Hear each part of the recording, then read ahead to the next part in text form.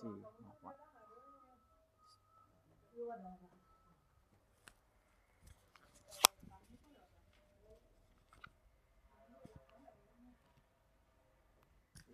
Kita mulai aja kali Pak Ibu ya. Pak mulai aja. Bismillahirrahmanirrahim. Assalamualaikum warahmatullahi wabarakatuh. Alhamdulillah wassalatu wassalamu ala Rasulillah wa ala alihi wa sahbihi wa mawala wa la haula wa la quwwata illa billah. Amma ba'du. Allahumma alimna ma yanfa'una wanfa'na bima 'allamtana wa zidna ilman ya rabbal alamin. Rabbi shrah li sadri wa yassir li amri wahlul 'uqdatam min lisani yafqahu qawli. Amma ba'du. Alhamdulillah, bersyukur kepada Allah Subhanahu wa taala. Pagi ini kita kembali berkumpul dengan niat lillahi taala.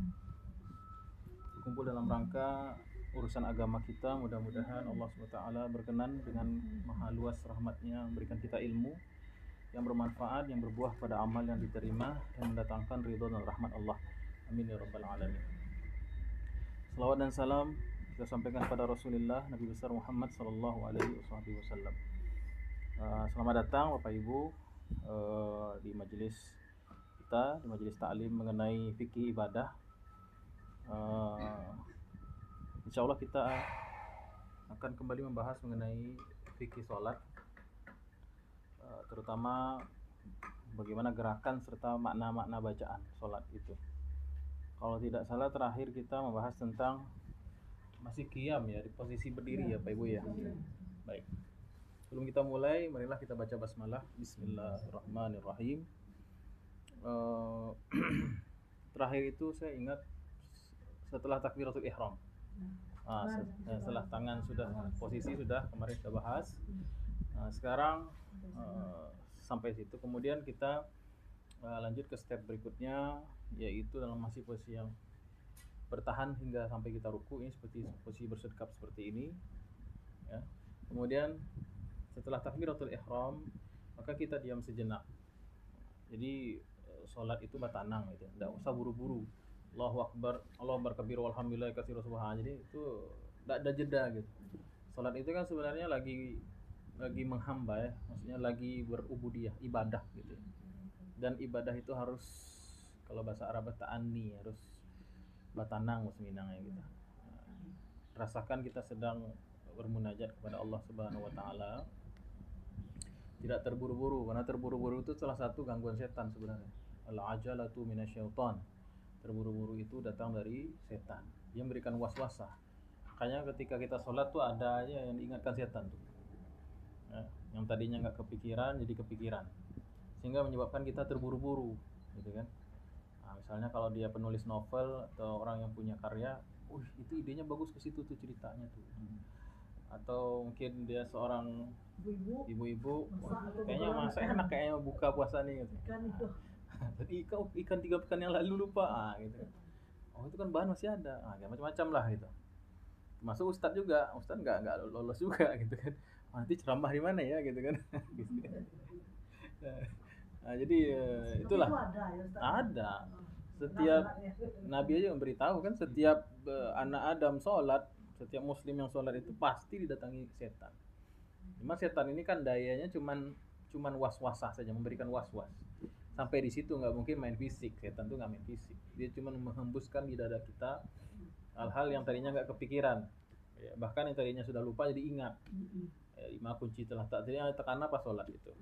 Hanya sampai guru saya pernah bilang, kalau antum kehilangan sesuatu sholat, nanti ingat itu, dikasih ingat sama setan.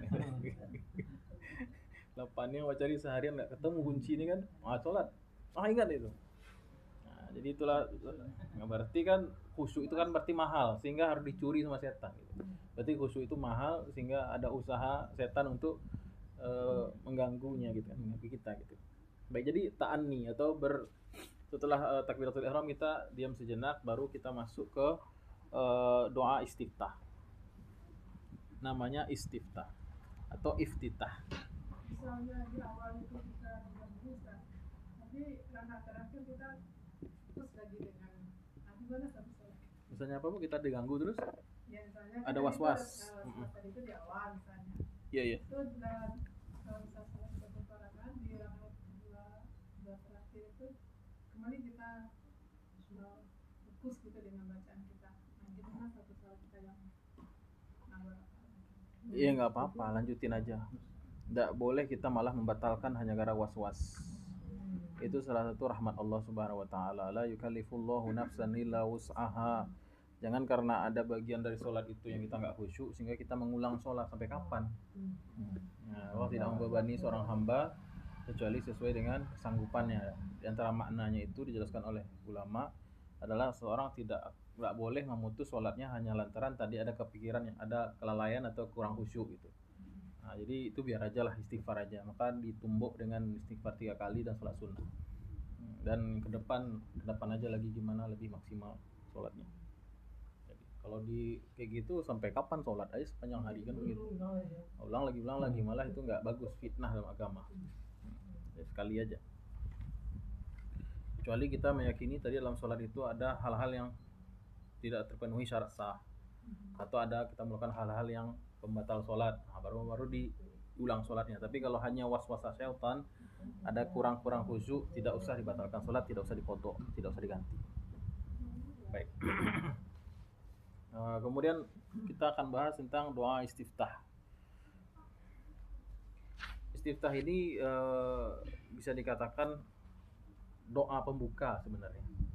Istiftah artinya pembukaan. Doa ul istiftah atau disebut dalam kitab-kitab sebutnya al-istiftah saja. Nah, al-istiftah ini dia unik ya. Doa istiftah ini sangat unik. Kenapa unik? Satu, keunikannya dia itu hanya terletak setelah takbiratul ihram. Tidak boleh dibaca di tempat yang lain. Karena kita lupa misalnya udah baca Fatihah, udah baca surat, istiftah nggak ada. Kita baca istiftah itu nggak boleh. Walaupun kita sudah bismillah, alhamdulillah, baru awal Al-Fatihah kita ulang istiftah nggak boleh. Karena istiftah itu memang di awal. Kalau kita, apalagi kalau kita sudah rakaat kedua, tadi lupa istiftah rakaat kedua aja lah, nggak bisa. Ini istiftah ini memang dia eksklusif, memang di situ aja deh, nggak bisa dipergeser-geserkan tempatnya, memang di situ aja. Kemudian doa istiftah ini ibaratkan makanan tuh seperti menu pembuka, appetizer. Appetizer bukannya terakhir, Bu? Appetizer terakhir, dessert ya, dessert terakhir. Oh, appetizer depan. Welcome drink kali ya kalau di tempat gitu. Welcome drink atau appetizer ya. Jadi dia semacam pembukaan. Ya, dan itu hukumnya sunnah, maka dia hukumnya sunnah yang sangat baik diamalkan, jangan ditinggalkan. Kalau ditinggalkan tidak membatalkan sholat itu aja, tapi rugi karena dia sunnah. Ya, misalnya dalam kondisi kita buru-buru atau sholat qobliyah subuh atau sholat witir, dia tidak kesunahannya semakin berkurang kalau seseorang dalam keadaan terburu-buru atau dalam kondisi yang waktu mepet, misalnya sholat di masjid, waktu tinggal 2 menit untuk sholat sunnah, itu Al-Fatihah saja. Baik, langsung Al-Fatihah. Baik, kemudian doa istiftah yang dibaca oleh Nabi itu riwayatnya sangat banyak. Nah, dalam kitab Al-Azkar itu Imam Nawawi sampai mencantumkan ada lebih dari 5 riwayat atau 6 riwayat itu tentang doa istiftah. Kalau yang masyhur di Indonesia ada 2. Yang pertama wajjahtu wajhi atau inni wajjahtu. Yang kedua adalah Allahumma ba'id. Nah, itu Bu ya. Nah, kalau Muhammadiyah biasanya pakai Allahumma ba'id. Kalau selain Muhammadiyah atau NU, Perti, Wasliyah itu biasanya pakai Allahu Akbar kabira wa inni wajjahtu. Baik.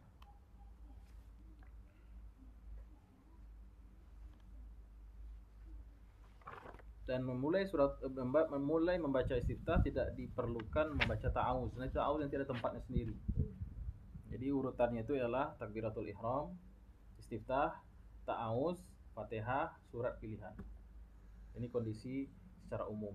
Nah, kalau berjamaah, anggaplah imamnya itu tidak memberikan waktu untuk istiftah. Ini imamnya tak aja loh gitu kan. Nah, Allahu Akbar.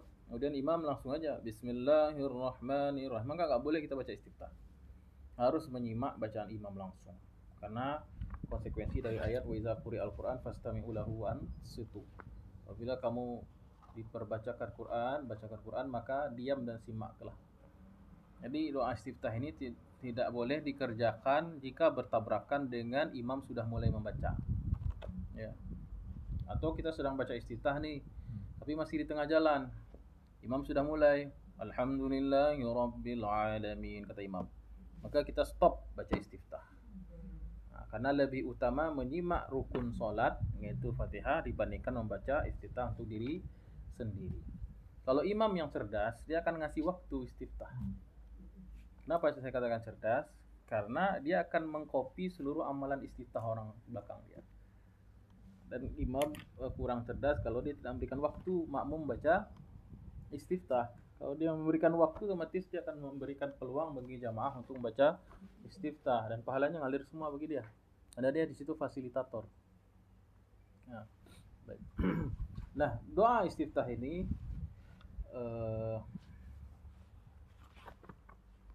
banyak sekali riwayatnya ya. Apa kata Imam Nawawi di sini? I'lam, ketahuilah annahu qad ja'at fihi ahaditsun katsira yaqtadi majmu'uha ay yaqul. Banyak sekali hadis-hadis yang dicantumkan di dalamnya doa-doa istiftahnya Nabi. Engkau ditanya apa doa istiftah Nabi? Banyak. Tidak satu saja, bukan hanya Allahumma inni wajjahtu atau Allahumma ba'id saja atau yang lain-lain. Nah, Imam An-Nawawi itu menghimpun beberapa riwayat doa istiftah. Mulai yang aneh dulu dah. Yang aneh maksudnya yang jarang kita dengar. Yaitu hadis riwayat Aisyah. Beliau berkata, "Kana Nabi sallallahu alaihi wasallam idza iftataha as-salata qala subhanakallahumma bihamdik wa tabarakasmuk wa ta'ala jadduk wa la ilaha ghairuk." Nah, dengar Bapak Ibu? Jarang ya.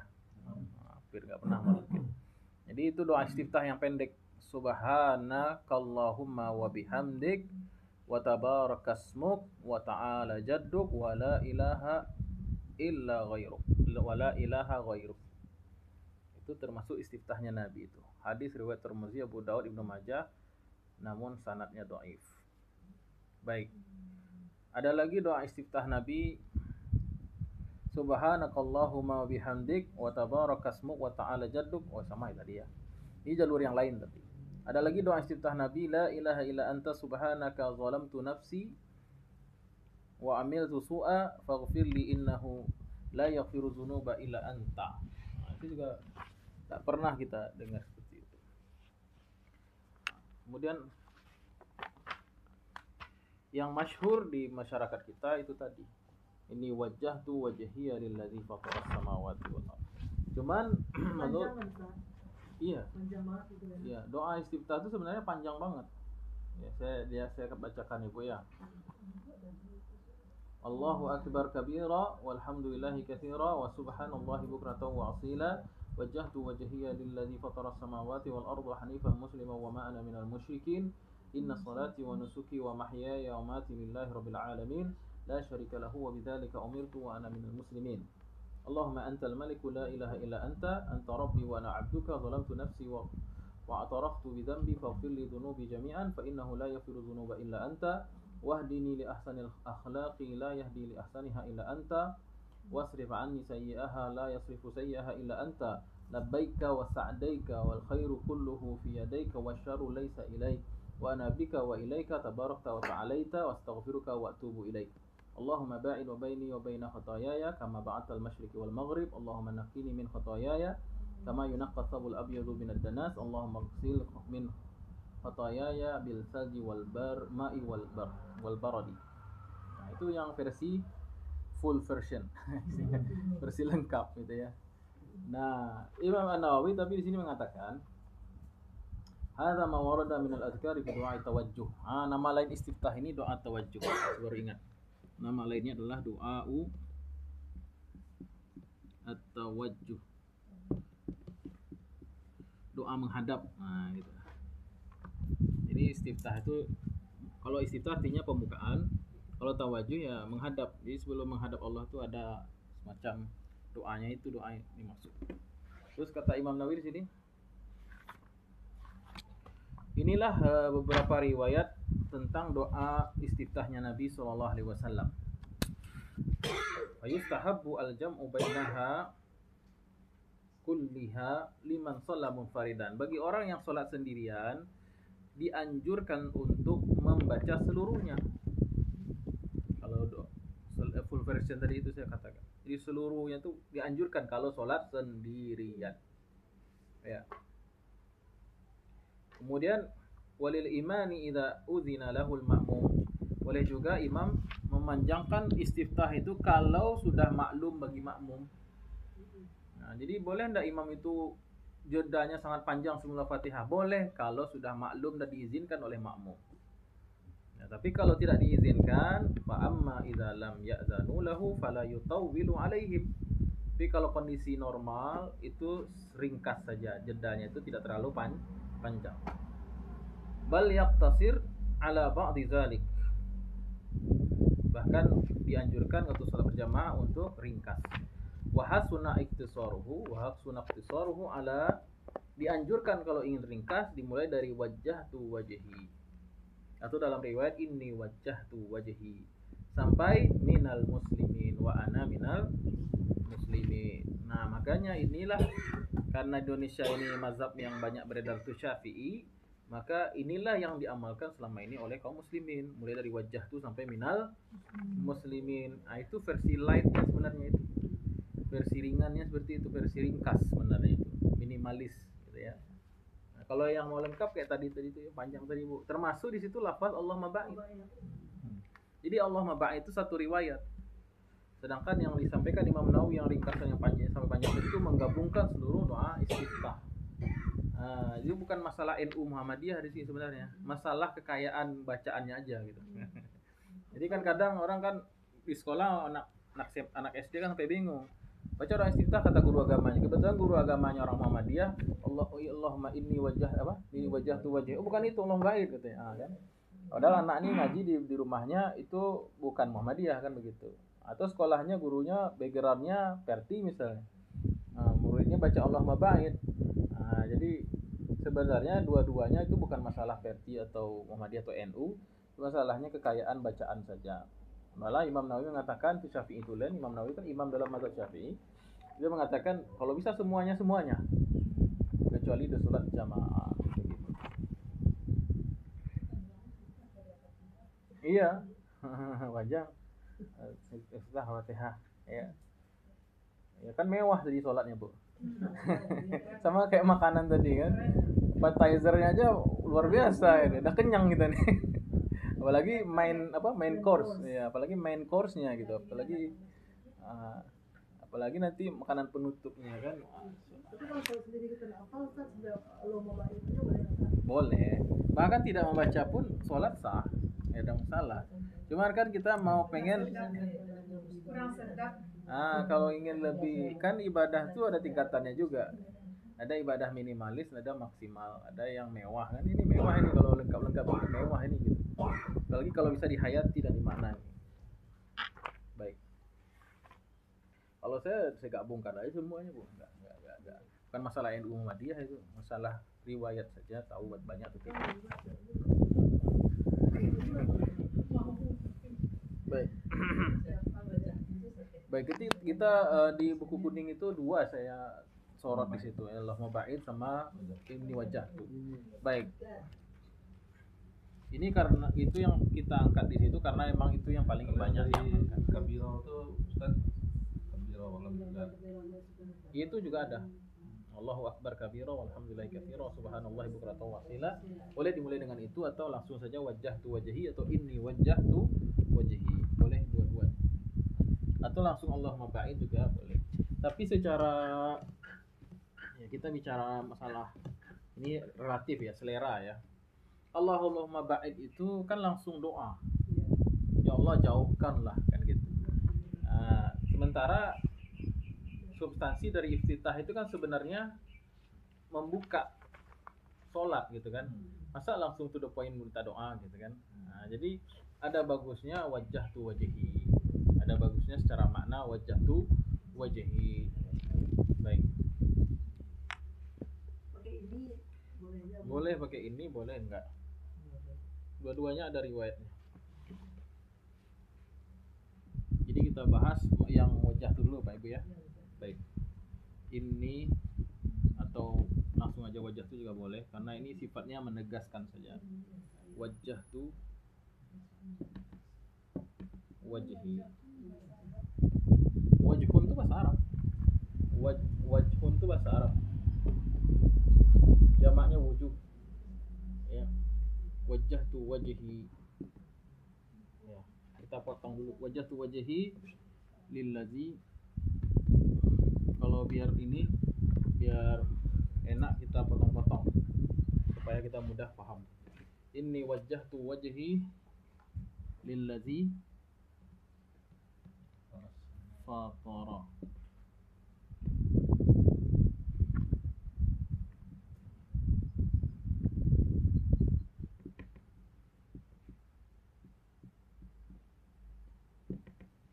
Hanifan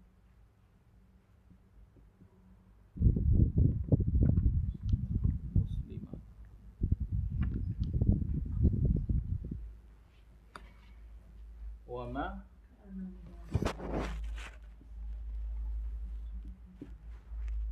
Wama ana minal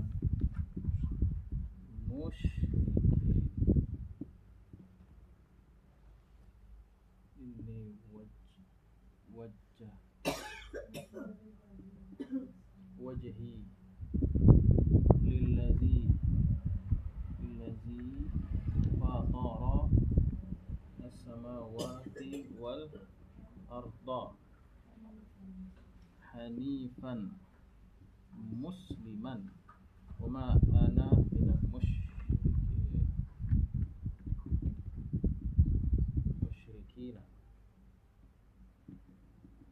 Baik, nampak ya Pak Ibu ya? Baik. Sengaja kita potong-potong agar kita lebih paham. Ini kalau yang pakai ini ya, maknanya kan ini gabungan dari inna dan ana sebenarnya. Sesungguhnya aku. Ya. Kita pakai kata sesungguhnya itu kan menunjukkan kita serius kan, Bu ya. Jadi ibadah itu memang dibuka dengan kalimat serius. Maksudnya memang kita ibadah itu tidak main-main, serius. Sesungguhnya aku ya Allah. Wajah tuh. Dari kata wajah yuwajjihu artinya menghadap. Ya, wajah tuh aku menghadap. Tuh ini maknanya ada makna pelaku di sini artinya ana ya. Saya gitu. Jadi ini saya, wajah tuh juga ada makna saya. Jadi kita memang ibadahnya personal. Kenapa enggak inna wajahna gitu ya. Ibadahnya personal. Memang kita menghadap pada Sang Khalik walaupun kita di posisi sholat berjamaah, namun sebenarnya sholat itu adalah komunikasi privat antara hamba dan Allah. Jadi dari kalimat ini ada makna saya, aku. Di dua kata wajah itu ada makna aku juga. Pada kalimat tu ini nih, itu maknanya aku. Kemudian ada makna saya lagi di wajhi yadayani, wajahku. Ini sesungguhnya aku menghadapkan diriku, yaitu wajahku. Wajah, wajhun artinya wajah, wajhi mana wajahku. Baik. Yang menjadi pertanyaan sekarang, kenapa diungkapkan dengan kalimat wajah?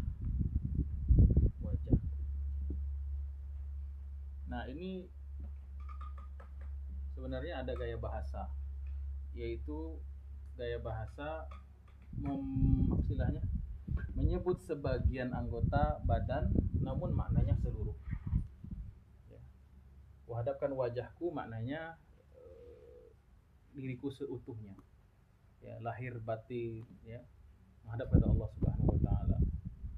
Kenapa wajah? Karena wajah ini bagian yang paling mulia dari seorang. Kalau orang itu kan dinilai dari wajah. Wajah ini jendela hati. Mana? Di situ aja ada belakang. Apa? Orang ngaji. Iya. Minum deh.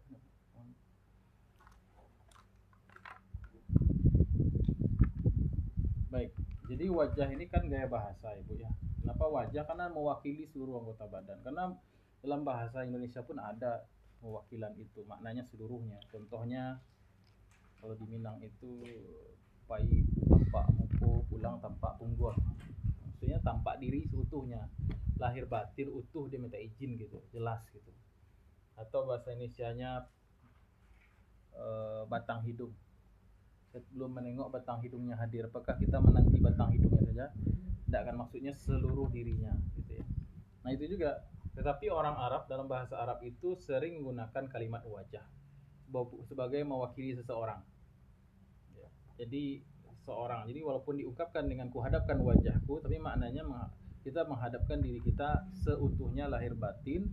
Kenapa wajah? Karena wajah bagian paling mulia dari seseorang ya. Artinya kalau kita terjemahkan, sesungguhnya aku menghadapkan diriku ini kepada Engkau ya Allah secara utuh dengan kondisi yang terbaik. Nah, itu kalau diterjemahkan secara lengkap. Ya. Kemudian menghadap pada siapa? Nah, kalau normalnya kan begini. Maksudnya normal itu standarnya begitu. Inni wajjahtu wajhi lillah. Benar nggak Pak Ibu? Kuhadapkan diriku seutuhnya dalam kondisi yang terbaik kepada Allah, kan begitu. Lillah. Cuman di sini lafaz yang diajarkan Nabi bukan lillah. Lafaz Allah itu diwakili dengan satu frase sendiri, yaitu lillazi fatara samawati wal ard. Siapa Allah itu? Ya kita tahu Allah, tapi di sini lafaznya diwakilkan dengan satu kalimat. Lafaz Allah itu satu frase ini, satu. Ya Allah. Siapa itu Allah? Yang telah menciptakan as-samawati wal ard, langit-langit dan bumi. Yang telah menciptakan langit-langit dan bumi. Nah, dalam gaya bahasa Al-Qur'an, kalau Allah menggunakan kalimat as-samawati wal ard, maknanya alam semesta seluruhnya. Karena memang alam ini diukur dari posisi manusia. Alam semesta ini kalau diukur dari posisi manusia, ini anggap orang ya Pak Ibu ya. Orang itu kondisinya pasti diapit oleh dua hal. Ini manusia.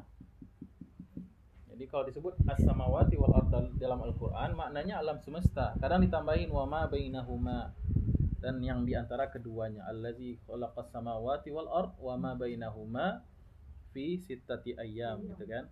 Nah, jadi maksudnya kalau ada langit dan bumi, maksudnya ialah alam semesta seluruhnya tanpa pengecualian. Jadi Allah yang menciptakan.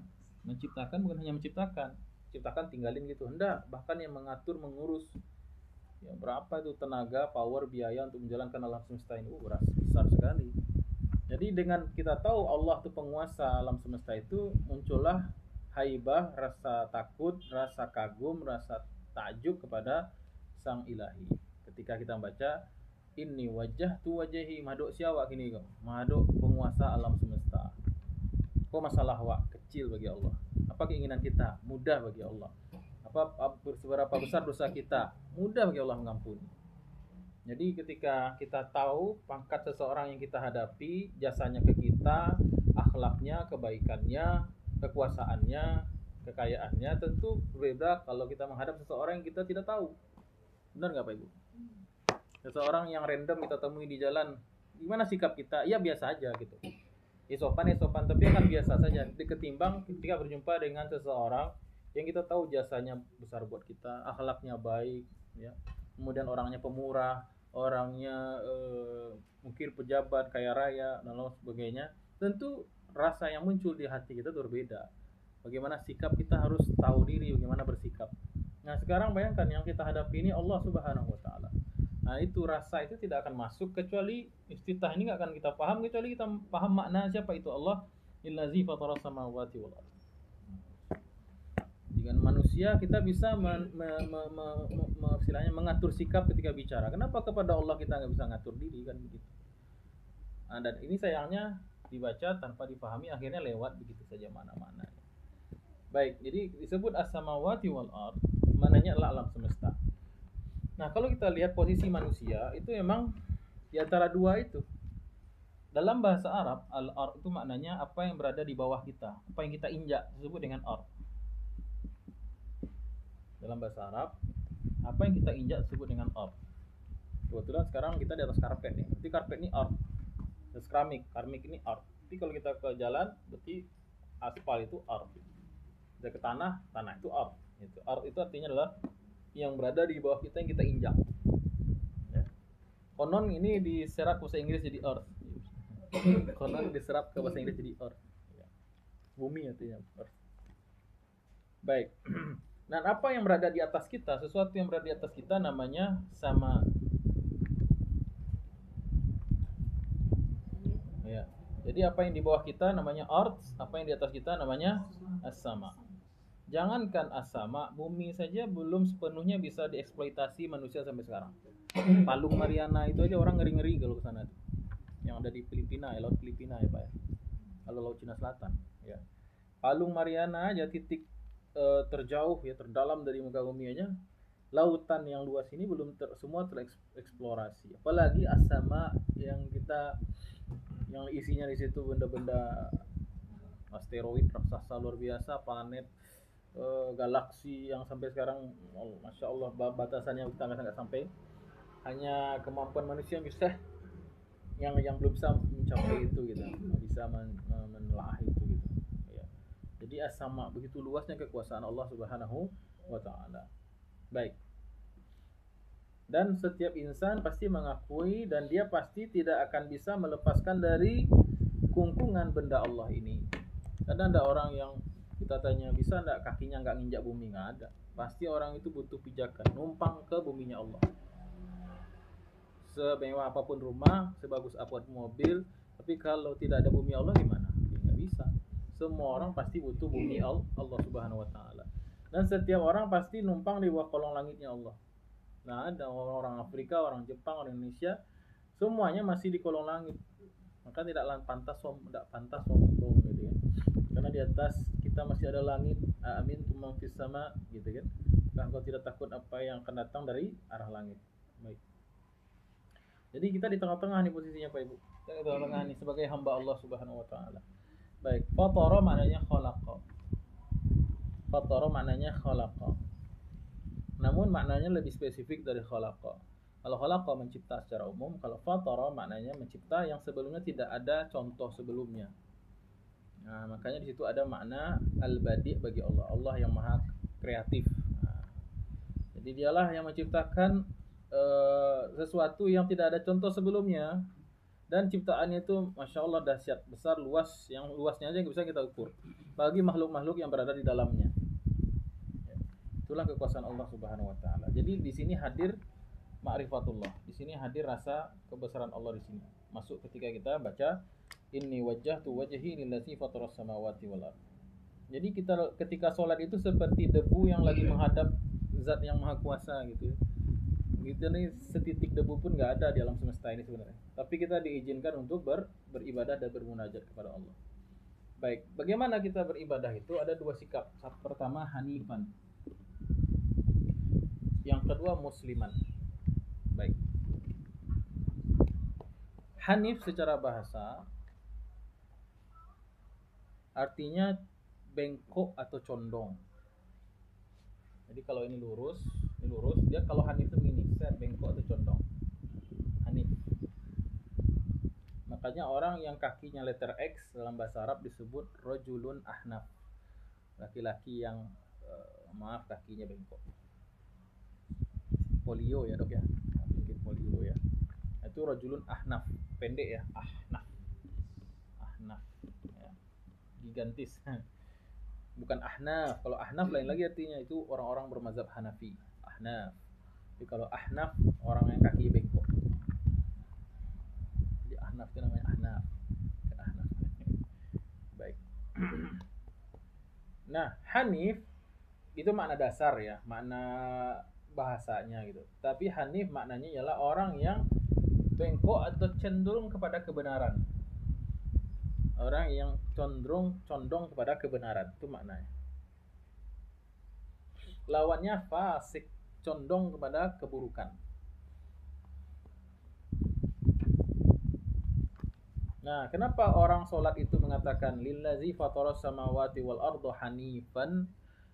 Aku hadapkan diriku seutuhnya lahir batin kepada yang Allah yang telah menciptakan, memelihara dan memiliki alam semesta ini, dalam keadaan aku menghadap ini hanifa, dalam keadaan condong memilih kepada kebenaran, memilih tauhid daripada syirik, memilih sholat daripada tidur. Jadi hanif ini kenapa orang hanif itu mulia? Kenapa orang yang hanif itu mulia?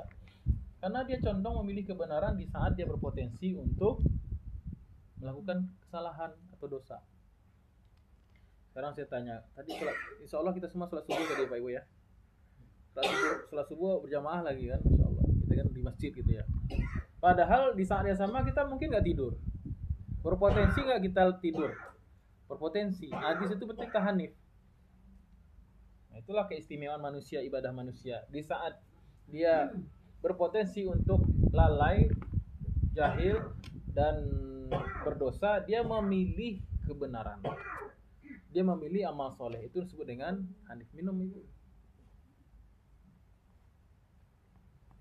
Itu disebut dengan hanif. Nah, lawannya hanif adalah fasik. Apa itu fasik?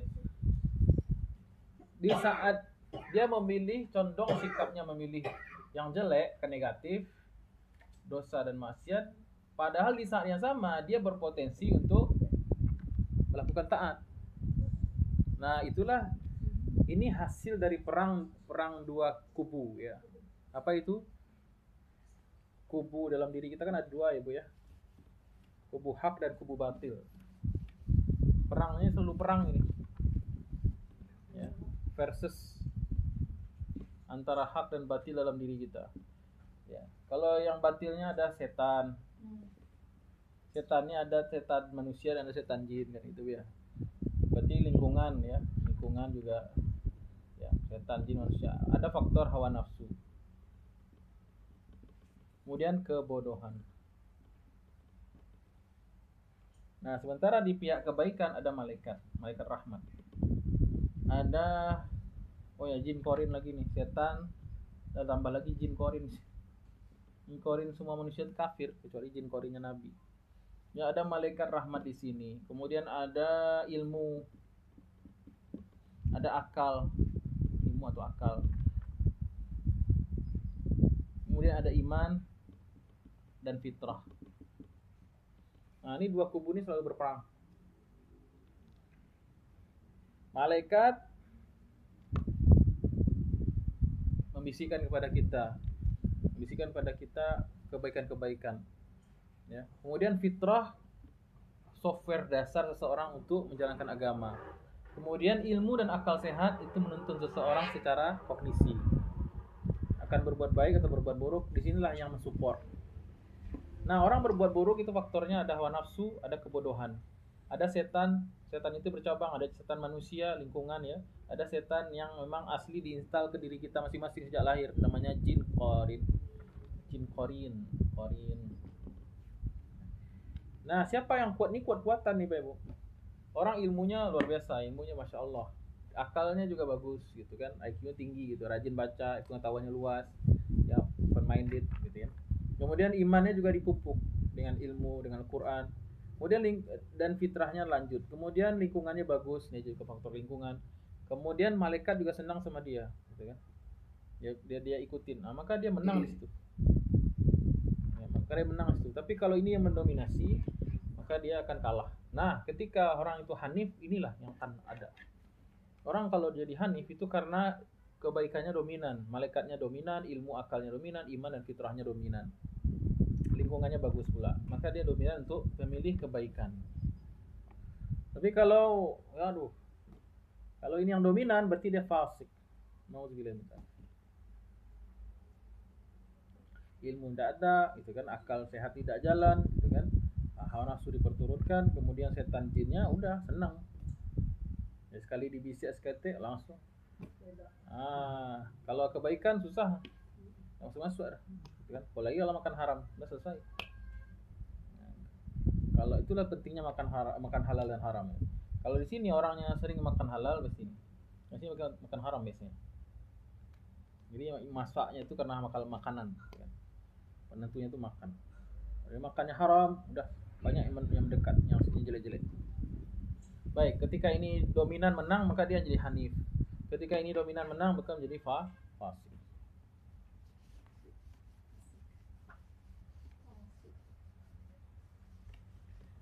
Dan imamnya fasik adalah iblis. Imamnya orang hanif adalah Nabi Muhammad SAW. Baik, muslimah. Apa itu muslim? Nah, jangan menerjemahkan muslim ini Pak Ibu sebagai orang Islam. Jangan, mohon saya. Jangan diterjemahkan kalimat muslim dalam Al-Quran dan hadis orang Islam. Enggak. Kalau kita baca muslim secara identitas sosial, memang itu orang Islam muslim. Dia agamanya apa? Muslim. Itu sudah masuk ke pengertian sosial. Tapi kalau pengertian asli dari Quran dan hadis, muslim itu artinya orang yang berserah diri kepada Allah. Orang yang berserah diri itu nggak bisa tiba-tiba kan. Orang berserah diri itu kalau sudah mengenal siapa Allah. Kalau orang sudah tahu siapa Allah. Kalau orang tahu mengukur kapasitas dirinya, makanya dia berserah. Nah, kita naik ke Jakarta naik pesawat misalnya, berserah diri nggak ke pilot? Berserah diri, harus berserah diri. Ada nggak orang masuk ke pesawat, mana kokpit gitu ya, mana pilot, tanya dulu sekolah di mana dulu katanya. Saya nggak berserah diri kepada ini, tanyain pengalaman ininya, jam terbangnya. Nggak mungkin begitu, konyol. Nah, jadi kita berserah diri karena kita yakin nih orang punya kapabilitas. Tidak sembarangan rekrut pilot itu kan. Nah, jadi kenapa pilot kita bisa yakin, kenapa pada Allah nggak yakin? Berarti muslimnya kurang, istislamnya kurang, berserah diri kepada Allah itu kurang. Ya, alam semesta aja selesai sama Allah. Allazi fatara samawati wal ardh. Masa urusan kita yang kecil ini nggak bisa selesai? Itu maksudnya. Alam semesta yang samawati wal ardh selesai. Ya, istiqomah kali matahari itu kan dari timur terbit dan tenggelam di barat. Kalau dipikir-pikir berapa power kekuatan untuk menggerakkan matahari itu? Ya, kalau dipikir-pikir tadi pagi berapa biaya penyelenggaraan pagi itu Pak Dokter? Kalau bahasa saya begitu. IO mana yang sanggup mengadakan pagi gitu? Dengan repot sekali, harus ciptakan alam, harus ciptakan matahari, ciptakan bumi, ciptakan atmosfer, ciptakan udara, ciptakan waduh repot sekali. Nah, jadi kencangkan.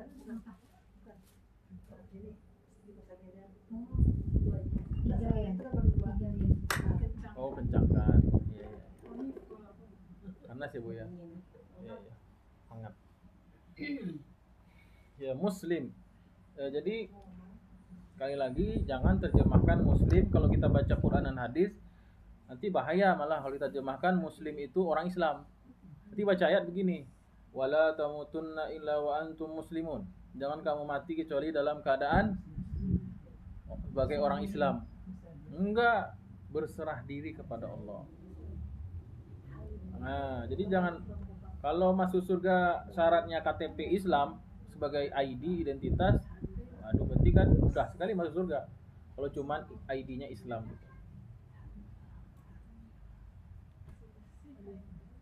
Baik, jadi muslim adalah berserah diri kepada Allah. Dalam hal apa? Dalam hal apa berserah diri pada Allah? Semua hal. Ciri orang berserah diri pada Allah itu apa, Pak Ibu? Totalitas dalam bab iman semuanya. Kalau Allah suruh A dikerjakan, berarti itu sudah berserah diri itu. Tapi kalau Allah bilang A dia nggak mau kerjakan, dia mungkir, berarti dia lebih pintar daripada Allah, lebih pandai daripada Allah. Kata Allah bagi waris kayak gini. Oh nggak bisa, bagi waris model saya. Berarti dia anggap Allah itu bodoh.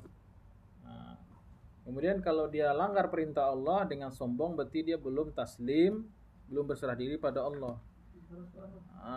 Baris separuh. Jadi ciri-ciri muslim itu ialah menjalankan syariat Allah. Kalaupun dia tidak bisa menjalankan sebagian dari syariat Allah, mungkin karena ketelodoran atau hawa nafsunya, dia juga berserah diri pada Allah atas dosa-dosanya. Jadi berserah diri ini dalam keadaan semua hal, dalam keadaan sebelum melakukan amal, sedang melakukan amal, setelah melakukan amal, baik berhasil atau gagal. Ya Allah, saya berserah diri pada Engkau, saya belum mampu meninggalkan riba misalnya. Itu salah satu ciri dia berserah diri pada Allah. Tapi kalau dia justru mengingkari dan cari pembenaran berarti dia sombong dan merasa lebih. Nah, itu lebih yang membuat dosa orang besar. Tapi ketika orang itu berdosa dan dia menyerahkan, ya Allah saya belum bisa meninggalkan ini, itu berarti dia muslim, taslim kepada Allah atas segala problemnya. Ya, kan idealnya kita bisa menjalankan syariat semuanya, tapi kan dalam realnya kadang kita ada hal-hal yang belum bisa kita amalkan. Contohnya mungkin membagi waris nih kalau di sini. Kalau di Sumatera Barat, di daerah kita tuh banyak orang yang bagi waris cara dia. Berarti kan dia belum muslim sebenarnya. Nah, makanya kan orang yang meninggal dunia dalam keadaan sombong atas syariat bisa mati kafir kan begitu. Dia katakan bagi waris kayak gini yang lebih afdol, cara ini yang lebih bagus. Berarti dia mengatakan hukum Allah itu tidak adil, apalagi tidak modern, ketinggalan zaman. Berarti dia belum yakin sama Allah. Kurang benar itu salah gitu ya. Nah, jadi jadi berserah diri pada Allah itu bukan hanya berserah kalah, bukan begitu, tapi kita siap diatur sama Allah gimana hidup gitu ya. Kata Allah sholat, kata Allah puasa, nanti puasa, kata Allah zakat keluar. Itu orang yang yakin sama Allah maksudnya. Orang yang yakin. Nah, kembali lagi kan kalau kita berserah diri itu kan karena kita nggak berdaya dan kita yakin kepada siapa yang kita berserah kepadanya. Ya. Nah, kalau orang perang Ibu ya, namanya perang, ada tawanan perang ya misalnya Ibu ya. Tawanan perang terjepit, misalnya orang pasukan bertemu pasukan. Kemudian kalah si A, ini kalah sama si B, kuat. Kemudian yang kalah ini tinggal 3 orang atau 5 orang, sedikit tentara. Itu dia pakai bendera putih, kalah. Nah, dia berserah nih. Namanya berserah dia apain? Kalau dia udah berserah, angkat tangan, angkat bendera putih, senjata berarti otomatis dijatuhkan. Terus dia diapain? Dia terserah kepada siapa yang menguasai dia. Bisa aja kata si A yang menang ini kan si B, kata si B kita tawan mereka penjara. Bisa nggak dia protes? Enggak. Push up sekarang 10 kali push up kan begitu. Atau disuruh misalnya lari keliling lapangan 3 kali. Keliling cuma 3 kali. Atau kamu nggak kami hukum tapi kamu ajarin bahasa negara kamu ke rakyat kami, bisa juga. Atau dia dihukum gantung 3 hari lagi, ya namanya berserah diri, mau diapain. Nah, berserah diri kepada Allah juga gitu. Sayangnya kalau kita, bukan sayangnya, bedanya kalau berserah diri kepada makhluk cenderungnya dimenzolimi dia yang berkuasa ini. Tapi kalau kita berserah diri pada Allah, Allah yang ngasih rahmat. Itu bedanya kalau berserah diri kepada makhluk dengan berserah diri kepada Allah Subhanahu wa taala. Baik. Jadi ada 2 sifat, hanifan musliman. Kemudian wa ma ana minal musyrikin. Ma di sini maknanya nafiyah, total menafikan. Kalau ada ketemu huruf ma dalam bahasa Arab banyak artinya, banyak fungsinya. Dia kalau di sini maknanya manafiyah, yaitu menafikan secara total. Wa ma ana minal musyrikin, saya bukan termasuk orang yang musyrik ya Allah. Musyrik.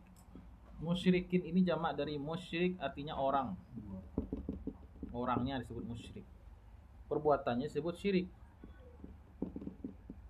Nah, itu enaknya bahasa Arab. Jadi satu kata itu bisa kita gali-gali gitu, kita putar-putar gitu. Kita istilahnya di apa namanya, di tasrif. Kalau bahasa ininya apa ya, bahasa Inggrisnya apa itu, mentasrif itu. Oh iya saya nanya tadi udah. Iya, nggak apa silakan dok. Dorong aja pada. Ya bentuk koboi ya. Sampai mana tadi Bu? Oh musyrikin. Musyrik, ya musyrikin jamak dari musyrik. Musyrik 1 orang, 2 orang musyrikan. Orang ramai musyrikun. Kalau dalam posisi majrur musyrikin. Syirik. Dan saya berlepas diri, tidak termasuk, tidak terafiliasi, tidak ikut-ikutan, bahkan tidak mirip-mirip. Nah, itu maksudnya. Jadi ma di sini nafi total. Saya tidak termasuk ya Allah golongan mereka yang mensyarikatkan engkau. Ma di sini ma-nya nafi total, artinya saya nggak ada hubungan dengan amal-amal mereka. Lakum dinukum waliyadin. Ya. Saya nggak ikut-ikut ibadah-ibadah mereka, pola pikir mereka, cara mereka berdagang, cara mereka bermuamalah, saya nggak ikut-ikut. Cara mereka hidup, gaya hidup sehari-hari. Ma itu artinya apakah Pak? Banyak, ada ma istifhamiyah, ada ma nafiyah, ada ma macam-macam. Nah, di sini ma nafiyah. Kalau ma nafiyah dia nafinya total. Nah, berarti di sini ada apa, Bu?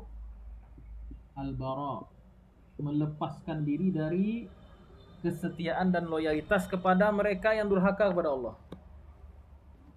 Nah, jadi jangan mau sekolam dengan orang-orang yang munafik, dengan orang-orang yang mensyarikatkan Allah.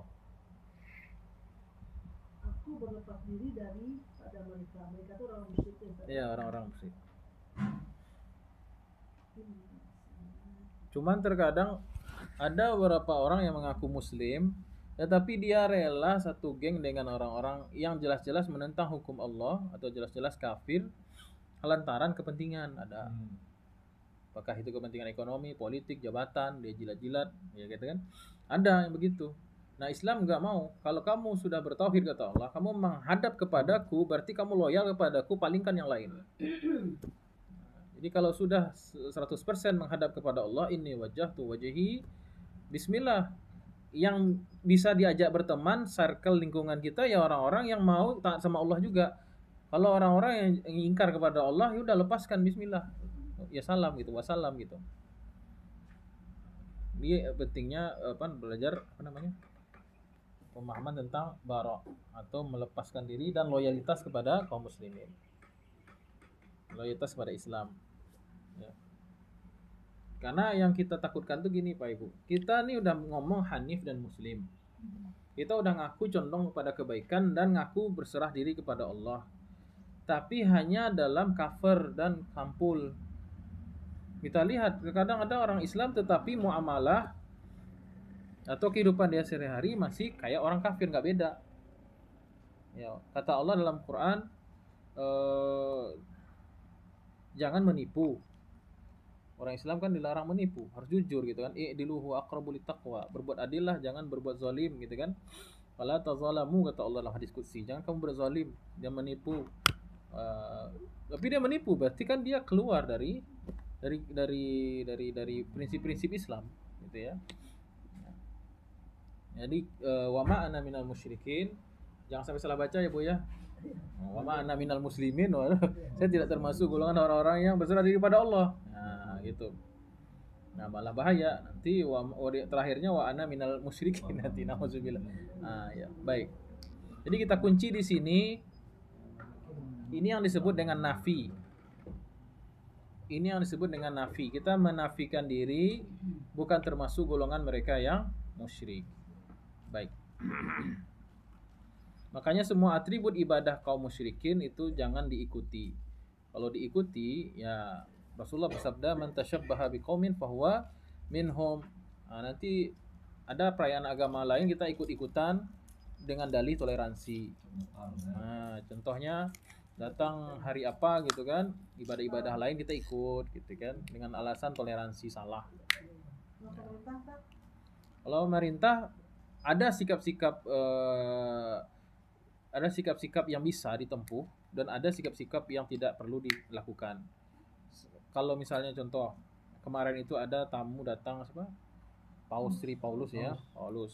Sebagai ketua atau pemimpin menteri agama atau imam masjid, ya boleh memberikan memanggil panggilan kehormatan, itu nggak ada masalah. Atau menyambutnya datang nggak ada masalah. Itu termasuk bagian muamalah dan menjaga keharmonisan umat beragama. Boleh. Teman umat Islam nggak boleh ikut-ikutan. Itu tuh hanya bagi mereka yang berkepentingan di urusan negara. Nah, sebatas itu saja, ya. Ya, di sini ini tidak ada toleransi masalah akidah. Kalau toleransi dalam masalah muamalah itu ada pembahasan khusus. Ya, insyaallah lain kali bisa kita bahas secara lebih detail gitu ya.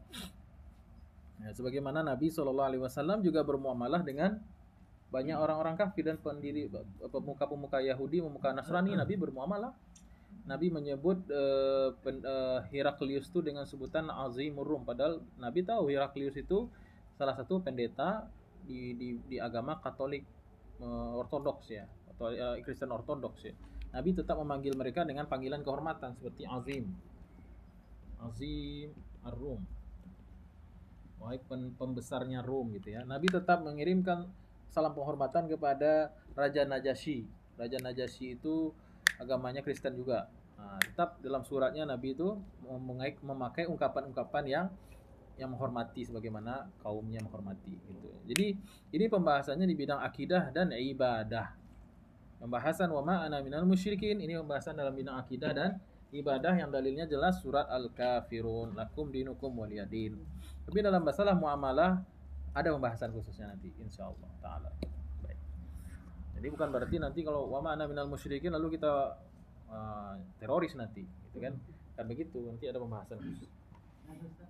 Silakan waktu. Masalah terowongan Jakarta itu transit dengan katedral itu bahkan itu ada sebagian jemaah yang enggak itu biasa. Terakhir saya di Jakarta belum ke sana, Pak. Belum lihat terowongan itu. Kalaupun ada terowongan itu ya kita anggap tuh pembahasannya mungkin muamalah. Sama kayak menghubungkan sini dan jalan raya ke kuburan kaum muslimin dan kuburan orang Kristen sebelah-sebelahan gitu kan. Ya. Kalau kemarin datang tuh kan lihat terowongan tadi kan. Ada terowongan dia. Oh, udah jadi ya. Iya. Itu masih jalannya layak juga. Baik. Kalau iya pembahasan seperti ini sensitif, maksudnya ada ininya lah, ada pembahasan, ada ini alasan alasan tertentunya, dalilnya gitu ya. Ya, karena di situ posisinya siapa namanya Imam Masjid Istiqlal itu posisinya mewakili umat Islam, mewakili negara. Jadi kalau beramah tamah itu wajar. Tapi kalau apakah yang kita inginkan itu tidak disapa gitu atau ditampar itu Paulusnya, itu kan perang nanti orang. Karena mereka simbol. Mereka ini simbol perdamaian, mereka ini simbol tindak tanduk mereka akan mempengaruhi bagaimana umat, akan mempengaruhi stabilitas negara dan lain sebagainya. Jadi hukumnya tuh berbeda. Nah, kalau kita misalnya tahu situ ada jembatan penghubung ya, kalau nggak ada keperluan ngapain kita ke katedral, gitu kan? Ya kembali ke pribadi masing-masing di situ. Kita berharapnya adanya jalan penghubung itu kaum Nasrani bisa silaturahmi ke Masjid Istiqlal, bisa belajar tentang Islam. Kan hukumnya boleh aja orang kafir masuk masjid itu boleh. Ya, boleh asal tidak ada najis yang zahir, kemudian dalam rangka belajar bukan dalam rangka menghina, begitu. Nah, betapa banyak orang yang tadinya iseng ke masjid malah masuk Islam. Nah, lihat sholat. Kemarin itu alhamdulillah saya mensyahadatkan kemarin hari apa tuh? Sabtu malam, tadi malam di Mujahidin. sebelumnya Ustaz Zulfi. Sebenarnya Ustaz Zulfi ya. Ganti-gantian aja, Pak. Rezeki Ustaz tuh gitu, Pak. Kalau dari si Anwar tuh, dia udah 32 tahun katanya kan. Bapaknya tuh bapaknya tuh Nasrani. Iya. Dia udah tumbuh. Iya. Nah, makanya coba dia kawin juga orang anu tuh anak tentu ya dia tahu. Itu dia nama yang umur 32 tahun. Iya. Jadi itulah rezeki kami Pak, baik-baik Bu ya, jadi Ustadz nih. Ada aja gitu Ustadz ditelepon kan, ada yang syahadat ya Ustadz. Oke, insyaallah siap gitu kan. Nah, jadi kan ngalir tuh pahala kita kan. Setiap kali dia beramal kan kita langsung copy paste ke kita gitu kan. Dan itu sudah yang kelima saya syahadatkan di Padang ini. Baru yang kelima. Dan rata-rata itu dari Nias, Bu. Dari Nias. Dan saya tanya tuh kenapa masuk Islam? Kalau kita tahu Nias ya. Mereka dari kecil di sini, sekolah di sini ya. Kemudian kerja di sini dan bertahun-tahun di sini melihat akhlak kaum muslimin katanya. Teman-temannya semuanya, lingkungannya semuanya Islam. Alhamdulillah nggak ada tuh ajaran teroris, justru baik-baik semua gitu kok. Ibadahnya gitu bagus ya katanya. Jadi yang menyebabkan orang tua Islam itu memang akhlak. Ya. Bukan karena saya cuman peresmiannya aja. Peresmiannya aja karena akhlak ya. Dan tentu jasa para khatib yang selama ini berkhutbah, jasa para ustadz yang selama ini mungkin ada dapat ilmu jamaah lalu diamalkan, diamalkan di tengah masyarakat. Nah, itu yang berbuah hidayah bagi saudara-saudara kita. Banyak yang dari Nias masuk Islam. Itu harus dimainkan, Iya, nah, itu makanya ada komunitas itu kan. Jadi yang menghubungi saya itu sering adalah komunitas Mu'alaf Center Quran Indonesia. Dulu namanya MCI. Ko Stephen Wibowo itu yang almarhum itu yang mendirikan. Itu udah ada ratusan ribu mualaf itu. Berarti kan itu tuh idenya yang bisa menggiring dia ke surga, enggak sah? Iya. Surga tuh kan idenya untuk itu. Nah, itu amal jariahnya itu. Nah, beliau almarhum ya. Jadi ada apa namanya? Pembinaannya. Jadi ada follow up. Malah di screening dulu, ada 3 tahap.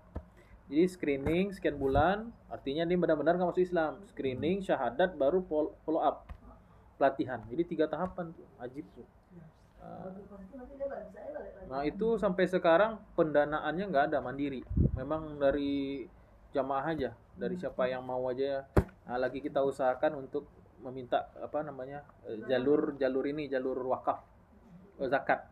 Nah, jadi kita lagi lobby untuk jalur zakat ke apa namanya ke wali kota, lagi pendekatan gitu. Jadi ulil amri dilibatkan.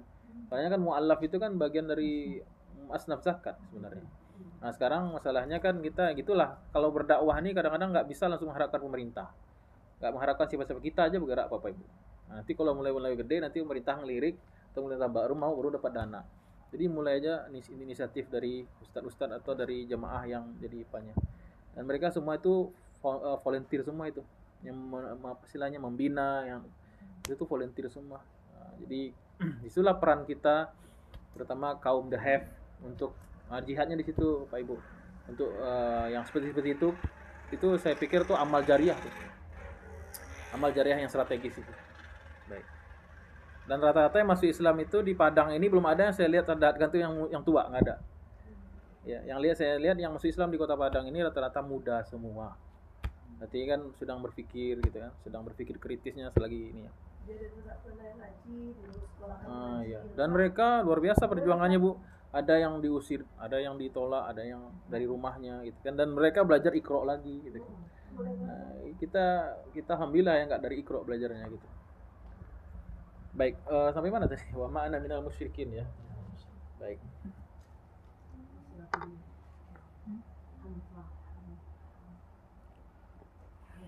Kemudian lanjut bacaan berikutnya. Bacaan berikutnya apa Ibu?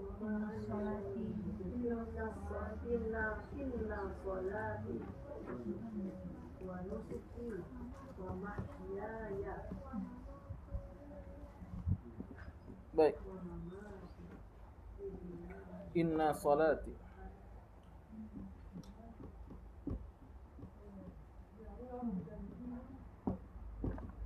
Sesungguhnya salatku, wa nusuki,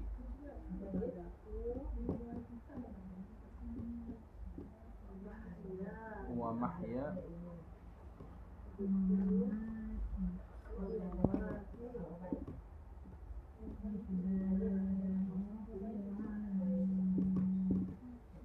baik. Kita urai satu-satu ya Pak Ibu ya. Empat hal. Yang pertama salatku. Di sini pakai kataku semua ya Pak Ibu ya. Salati, nusuki, wa mahyaya, ya ini maknanya juga aku. Wa mati.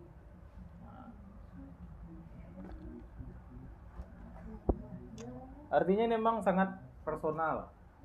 Ibadahnya kita memang ketika sholat itu memang kita mengkaji diri gitu ya. Mengintrospeksi ke diri pribadi. Sholatku bukan sholat orang yang sebelah. Sholatku ini gimana gitu kan, nusuki ya. As-shalah secara bahasa artinya doa. Bisa bermakna secara istilah yaitu ibadah sholat. Inna sholati, sesungguhnya doaku. Nah berarti gitu jadinya. Jadi sholat itu bisa bermakna dua. Fasalli li rabbika wanhar. Fasalli maknanya bisa dua di situ. Berdoalah kepada Tuhanmu. Atau fasalli maknanya sholatlah. Sholat di situ bisa berdua lagi. Sholat wajib kah atau sholat sunnah.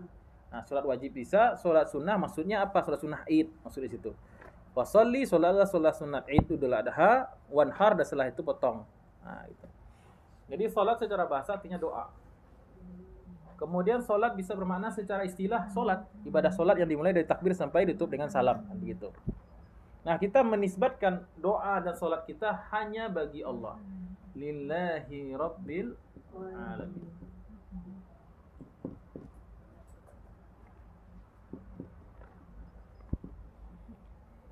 Artinya kalau dikatakan lillah bagi Allah, peruntukannya untuk Allah. Kalau ada ibadah peruntukannya kepada selain Allah, itu disebut dengan syirik. Kalau ada peruntukan ibadah selain daripada Allah, berarti itulah kefasikan dan belum muslim dan tidak hanif. Berarti dia fasik, berarti dia musyrik, berarti dia belum Islam, belum taslim, maksudnya berserah diri pada Allah. Baik, sungguhnya doaku. Jadi doa kalau dipalingkan kepada selain Allah jadi musyrik. Doa ke kuburan, doa kepada yang dikubur, doa kepada siapapun gitu kan. Doa hanya kepada Allah saja. Kalaupun kita meminta kepada orang, itu babnya muamalah. Misalnya, tolong belikan saya ini. Nah, tolong beri saya ini. Belum ini, tolong. Itu babnya muamalah, bukan meminta. Yang mengabulkan adalah Allah Subhanahu wa taala. Yang beri adalah Allah pada hakikat. Jadi doa hanya kepada Allah. Meminta, jadi dua tuh. Memintakan doa atau meminta kepada orangnya. Kalau memintakan doa sunnah. Saya kita datang pada kiai, buya, ustadz, doakan saya ustadz, doakan saya kepada Allah. Benar, boleh. Itu sunnah malah. Memintakan doa kepada orang lain itu sunnah. Walaupun orang itu orang yang mungkin level agamanya di bawah kita, itu tetap sunnah. Tapi kalau meminta kepada orang itu yang syirik. Memintakan doa. Nah, doakan doa yo, itu boleh. Dan itu sunnah malah. Tidak syirik yang begitu. Baik. Jadi doa hanya kepada Allah Subhanahu wa taala. Baik, kemudian salat hanya kepada Allah. Berarti kalau salat ini dipalingkan kepada selain Allah, itulah salat yang dikatakan riya. Jadi salat untuk apa? Supaya kaya. Enggak, itu tujuannya. Salat untuk apa? Supaya kata orang saya orang soleh. Riya. Doa kenapa salat? Supaya enggak supaya enggak enak sama mertua gitu. Supaya dikatakan macam-macam lah. Itu namanya riya. Maka itu salat bukan lillahi rabbil alamin. Itu salat li mertua. Li mertua. Salat li jabatan, salat li kekayaan, salat li bukan lillahi rabbil alamin. Ada kursi nak salat lagi. Berarti cabut ya. Oh iya. Baik. Jadi salat kita pada Allah. Kemudian nusuk. Nusuk secara bahasa artinya pengorbanan.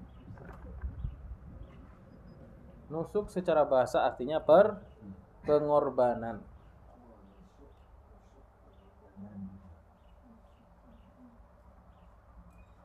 Secara istilah ada dua makna ibadah kurban atau rangkaian haji umroh. Nah itu Bu. Jadi nusuk itu secara bahasa pengorbanan. Pengorbanan itu kan apa yang dirasa milik kita lalu kita serahkan di jalan Allah, itu kan pengorbanan. Pengorbanan kita itu kan macam-macam ya Bu ya. Ada yang berkorban tenaga, benar gak Bu? Ada yang berkorban pikiran, ada yang berkorban dengan ilmu atau spesialisasinya, kemampuannya. Ada yang berkorban waktu, ada yang berkorban harta, ada yang berkorban doa, ada yang berkorban perasaan. Ya, semuanya ini Nabi lakukan. Dan kalau bisa kita lakukan semuanya ajib. Ya walaupun sedikit-sedikit ya. Kita punya uang sedikit korban. Kita punya ilmu sedikit kasih. Kita punya waktu berikan. Ya, kalau semakin total seseorang berkorban kepada Allah, nah, maka semakin hidayah, semakin banyak hidayah Allah yang dia dapatkan dan orang sekelilingnya juga mendapatkan hidayah. Kita ini dapat hidayah kan gara-gara pengorbanan orang sebelum kita. Kita ini bisa Islam sekarang Pak Ibu karena ada pengorbanan dai-dai dulu dari Yaman, dari Arab ke sini.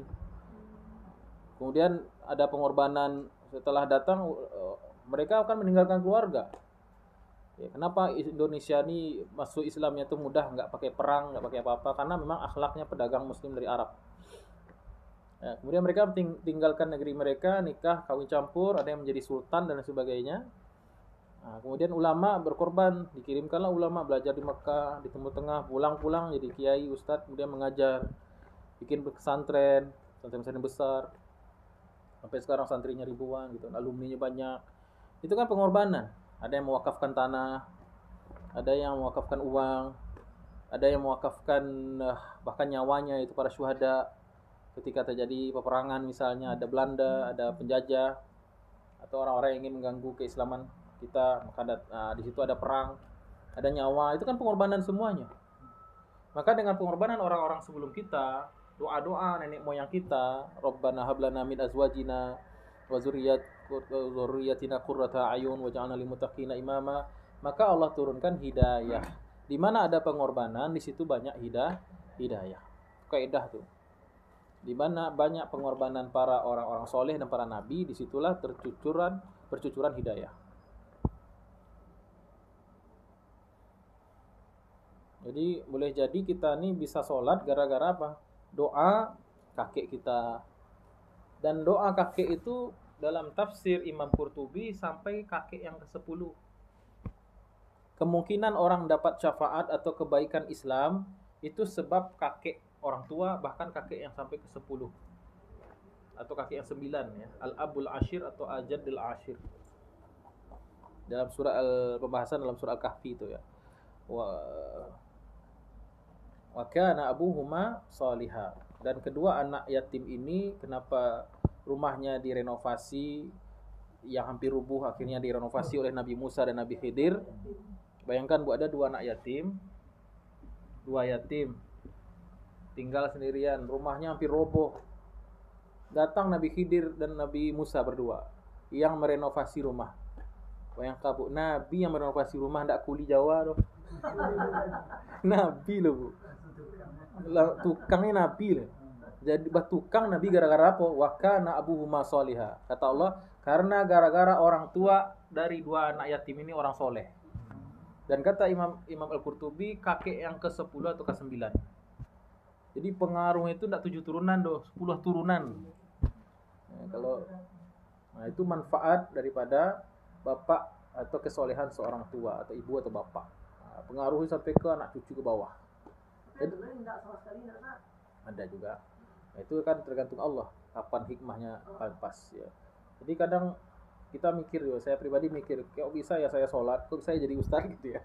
Mungkin bukan karena saya gitu, karena doa daripada orang-orang tua kita dahulu, atau doa para pahlawan dulu, para kiai dulu, ulama yang menyebarkan Islam pertama kali di Padang siapa, kan itu dari karomah mereka gitu ya. Makanya dulu saya lama di Bogor juga, 5 tahun di Bogor Bu ya. Itu yang menyebarkan Islam pertama kali kan masuk Islam tuh dari Empang, dari daerah Empang, sungai kan. Dari situ tuh pedagang Arab masuk.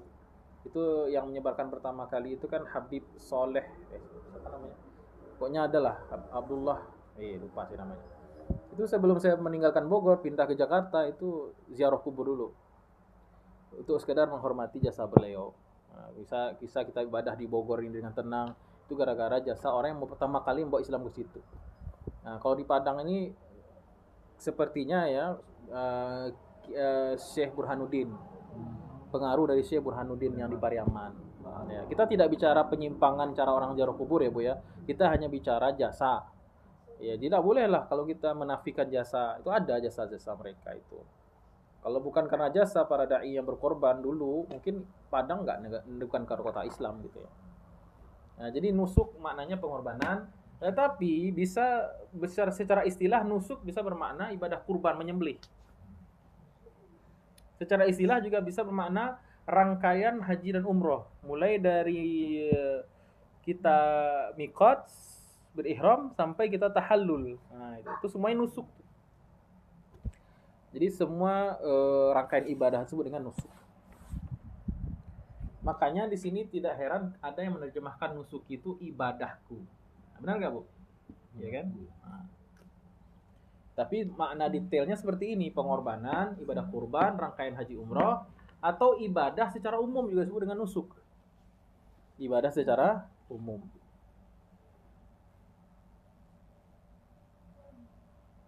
Itu makna nusuk. Jamaknya manasik. Manasik kita sering dengar ya. Manasik itu jamak dari nusuk. Manasik itu berarti rangkaian nusuk. Jadi nusuk manasik. Nah, cuman kata manasik di kita maknanya lain. latihan haji umroh. Itu benar nggak Bu? Kenapa yang manasik ya? Lah, yang manasik kan musim haji, lu haji deh dong. Jadi kita melaksanakan haji itu pertama kan miqat, ya Pak Ibu ya, berihram atau umroh lah. Umroh pertama kali kan kita miqat. Nanti kan tawaf. Benar nggak Pak Ibu? Tawaf. Kemudian setelah tawaf sa'i. Setelah sa'i tentu kita tahallul kan begitu. 4 ini yang rukun kan, cuman nanti sholat sunnah minum air zam-zam kan di sini itu ada tuh tempatnya. Baik, tapi kan ini nusuk. Nah, semuanya disebut manasik. Ini semuanya manasik, rangkaian semua ini manasik. Nah, kapan kalau kita disebut manasik, image-nya apa? Latihan. Makanya dulu saya ngomong sama Syekh waktu kuliah. Ana astadzin ya Syekh, madza satafa'al, madza turid gitu ya kan. Apa yang kamu lakukan katanya. Saya mau manasik tuh. Manasik apa katanya? Manasik umroh gitu kan. Sekarang katanya. Iya sekarang katanya. Enggak, pekan depan katanya. Oh, maksudnya tadribul manasik. Tadrib maksudnya latihan.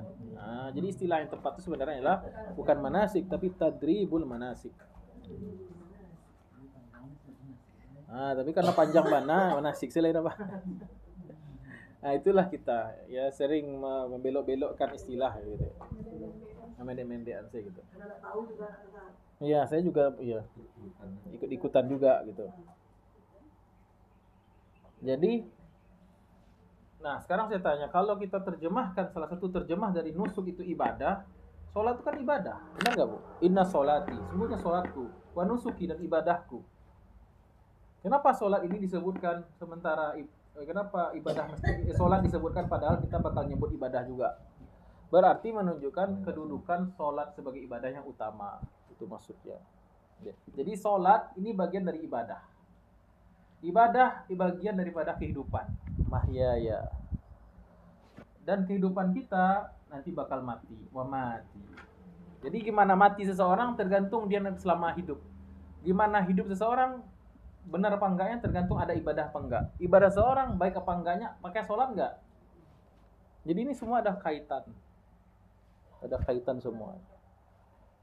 Baik. Ya. Artinya mati orang menjadi konyol kalau hidupnya sia-sia. Kalau dia nggak pandai ngatur hidup, matinya konyol. Kalau orang selama hidup tidak beribadah, hidupnya sia-sia. Kalau orang banyak ibadah tapi nggak sholat, semua ibadahnya sia-sia. Jadi pangkal urusan sholat. Siapa yang matinya ingin bagus, baguskan sholatnya dulu. Kan ujungnya ke situ jadinya Bu ya. A akan berdampak B, B akan berdampak C, C akan berdampak D. Berarti A sama dengan D. Gimana orang husnul khotimah sholatnya, begitu juga husnul khotimah hidupnya. Makanya penting belajar setiap lafaz sholat, gerakan ini penting banget. Ini modal untuk menghadap Allah Subhanahu Wa Taala. Artinya kalau ada orang yang nggak sholat, berarti menyanyiakan ibadah kepada Allah. Berarti sombong dia.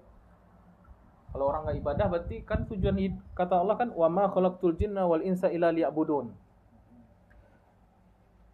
Tidaklah kuciptakan jin dan manusia kecuali untuk ibadah. Berarti kalau orang nggak sholat, berarti dia nggak ada nilai ibadah. Berarti kalau nggak ibadah, berarti dia keluar dari tujuan hidup dia diciptakan. Berarti dia keluar dari tujuan dia diciptakan. Kalau dia nggak punya tujuan penciptaan hidupnya, berarti dia gagal, matinya su'ul khotimah. Baik.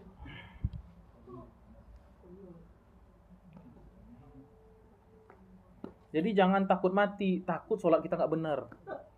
Benar kan? Benar, iya. Jangan takut mati itu pasti. Mau like dan dislike, suka nggak suka, siap nggak siap, mati pasti. Nggak bersyarat tua, nggak bersyarat sakit, pasti aja mati. Jangan takut mati, takutlah ketika sholat kita nggak khusyuk. Takutlah sholat kita nggak sah. Karena pangkalnya di sini. Inna sholati wa nusuki wa mahyaya wa mati lillahi rabbil alamin. Semuanya ini diikat dengan kata lillahi rabbil alamin. Nah, tapi saya cenderung memahami nusuk ini dan memahami sholat ini secara lebih luas, kita tadi saya jelaskan.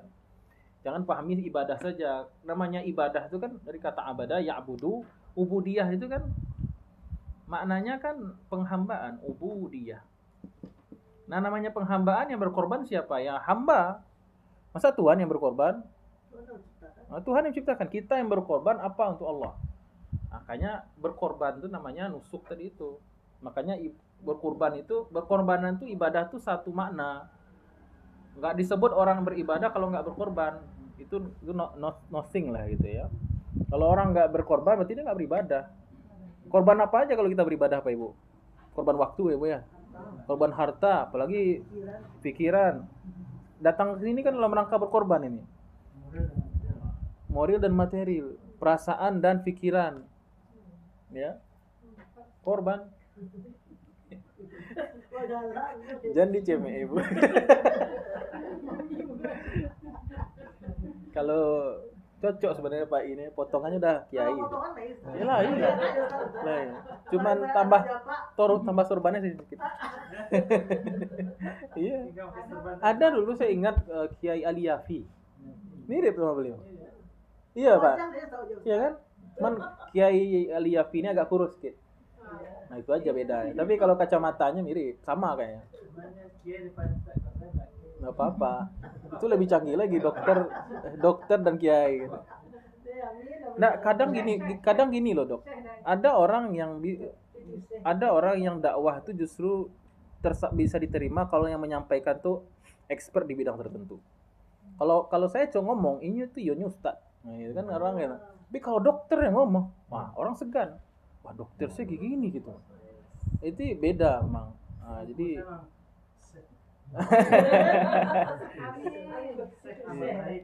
ya. Tapi perkataan orang tua itu ya Ustaz. Apa Bu? Saya kayak Ustaz kan, jadi Ustaz dalam tua, Ustaz. Iya benar. Kayak bapak ini Ustaz, bapak ini kan dulu sakit tuh, waktu kecil waktu sakit, kan.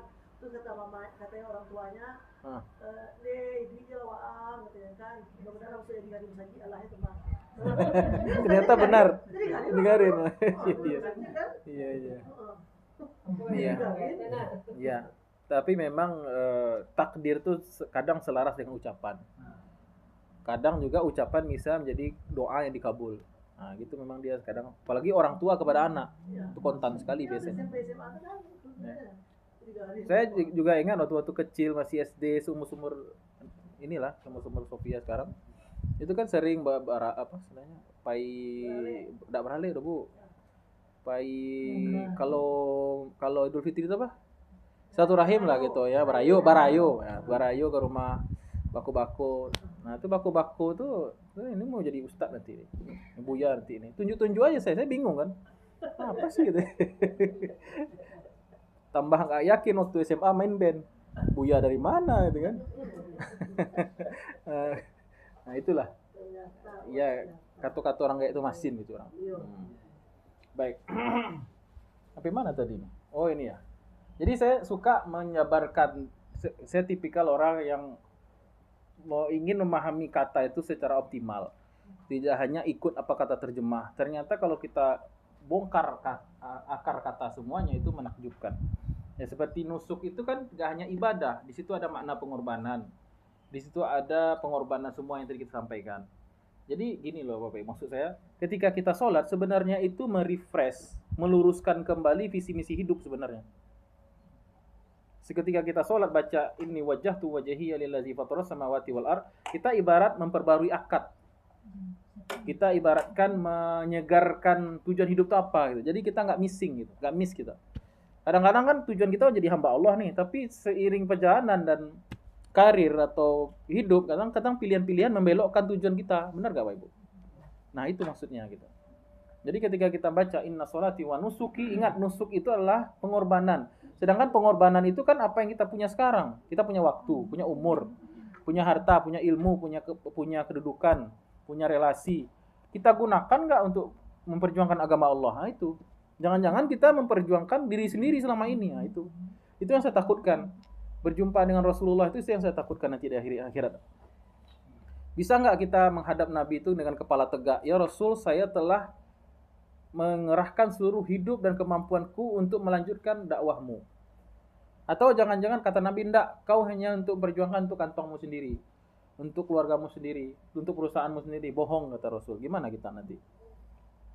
Itu yang menyebabkan, ya itulah salah satu yang menyebabkan energi baterai dakwah saya itu terus Bu. Jadi kenapa saya berdakwah, kenapa saya ngajar ini, ya kurang lebih karena insya Allah karena itu. Karena saya ingin hidup saya ini di jalan Allah aja, udah. Keluar kita rumah jadi apa-apa, kita fisabilillah atau apa gitu. Jadi visi misi hidup kita terus dikembalikan. Bukan berarti kita tidak boleh mengambil dunia. Gunakan dunia yang sudah Allah beri, kekayaan atau apapun yang Allah berikan, tetapi di jalan yang benar gitu. Caranya ngambilnya benar, inputnya benar, outputnya pun cara yang benar. Gunakan sebagiannya benar-benar serius untuk menegakkan kalimat Allah. Kita memang tidak bisa seperti Nabi yang 100% hidup kita untuk dakwah, belum bisa. Tapi setidaknya ada waktu-waktu yang kita luangkan untuk mengkaji agama Allah, mendapatkan warisan dari ajaran Rasul dan memperjuangkan estafet dakwah ini. Dakwah ini kan estafet terus. Nah, jadi itu yang makna yang ingin saya sampaikan. Bahwasanya ketika kita ngomong inna sholati wa nusuki, sebenarnya di situ kita sedang menyegarkan apa sih maksud hidup.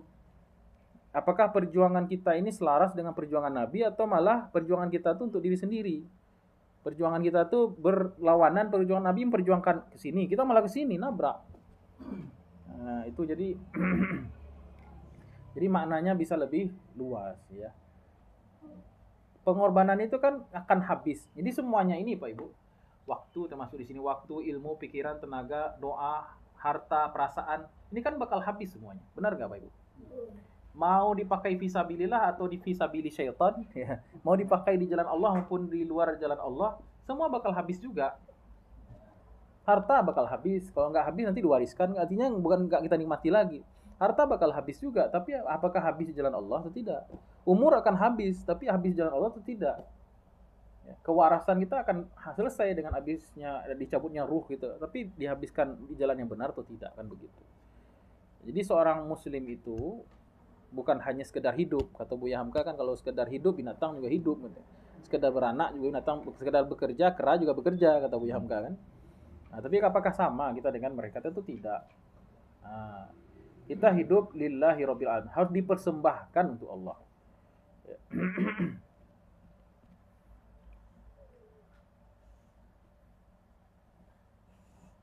Baik. Nah, jadi komitmen sebenarnya, komitmen. Itu komitmen awal di alam ruh kan ya, di alam ruh. Nah, diperbarui di solat-solat kita. Baik, ada pertanyaan sampai sini Pak Ibu? Silakan. Nah. Kenapa ada masalah dunia Gaza? Iya. Dunia Islam kenapa tidak nusuk Palestina? Enggak nusuk Palestina maksudnya? Pengorbanan. Oh, ya nusuk ya. Langsung dipakai. Langsung dipakai inilah. Iya. Kalau bersatu Islam cuma kan sekarang kalau ditanya umat Islam, rakyat semua negara yang mayoritas Islam itu semuanya pasti ingin bantu Palestina. Selama dia Muslim, malah aneh kalau dia nggak bantu Palestina itu. Cuman yang nggak ngebantu ini negara, pemerintah. Mereka takut. Mereka masih ada kepentingan dengan Amerika. Kenapa Mesir tuh nggak buka aja jalur Rafah tuh langsung masuk ke Sinai gitu kan? Atau Suriah dulu atau Libanon dibukanya, dataran tinggi Golan tuh aja gitu dibuka semua gitu kan, dikasih bantuan. Karena pemerintah mereka diancam. Tergigit lidah. Negara-negara Arab tuh umumnya tidak sanggup membantu gara-gara apa? Karena mereka diancam atau masih ada kepentingan ekonomi dengan negara-negara yang berkuasa. Tapi kalau ditanya umat Islamnya, waduh, umat Islam kalau mereka benar-benar mukmin, pastilah gimana Masjidil Aqsa itu merdeka. Gimana Palestina itu kembali. Jangankan umat Islam, orang yang berakal sehat saja, non-muslim pasti dukung Palestina. Karena kan apa yang terjadi di situ itu kan penjajahan, genosida. Masa bayi dibunuh, perempuan, dan lain sebagainya. Rumah sakit dibom, ya bayangkan. Sampai orang ngebius itu katanya nggak pakai bius. Operasi langsung aja, gimana sakitnya itu. Bayi-bayi mati kedinginan, dan nggak ada ASI. Sama keluarga yang tadinya utuh semalam langsung hilang, tinggal satu anak kecil. Banyak orang yang dalam waktu semalam jadi sebatang kara. Terjadi selama 486 hari kan kemarin itu. Baru senjata-senjata pagi ini nih. Dan senjata itu cuma berlaku 42 hari cuman. Perjanjiannya 40 hari. Tadi terangnya ada Syekh dari Palestina tadi. Datang dari sini gitu kan. Jadi kalau ada di hati kita perasaan tidak mau membela Palestina, berarti diragukan keimanannya. Karena masalah Palestina itu bukan masalah politik saja, ini masalah agama, gitu kan? Subhanallazi asra bi 'abdi lailan minal masjidil harami ilal masjidil aqsa allati barakna haulahu linuriyahu min ayatina. Jadi itu tempat mi'rajnya Nabi kita Muhammad sallallahu alaihi wasallam. Ya. Jadi bukan masalah umat Islam nggak bantu dokter. Jadi yang nggak bantu itu pemerintahan karena takut. Nah itulah kita takut dilengsarkan. Ya karena ini gini. Contohnya negara Teluknya. Negara-negara Teluk itu kan mereka butuh bantuan Amerika untuk pengamanan aset dan kekayaannya. Nah, jadi Amerika tuh ini banyak lah. Ini bisa kita pelajari geopolitiknya. Ya, jadi yang menyebabkan nggak ada bantuan itu sebenarnya karena kepentingan. Nah itu. Kalau ditanya umat Islamnya, wow haruslah. Malah diragukan keimanan kalau tidak mendukung betul rakyat Palestina. Lagi Pak Ibu tanya. Jadi kita baru sampai Nusuki ya. Mahyai belum sama Mamat belum ya. Baik, belum kita bahas ini Pak Ibu. Baru sampai Nusuk aja nih. Nusuki ya. Mahyai ya belum, Mamati belum, tolong diingatkan. Karena ini pembahasannya lain. Belum selesai. Hah? Belum. Baru sampai Nusuki.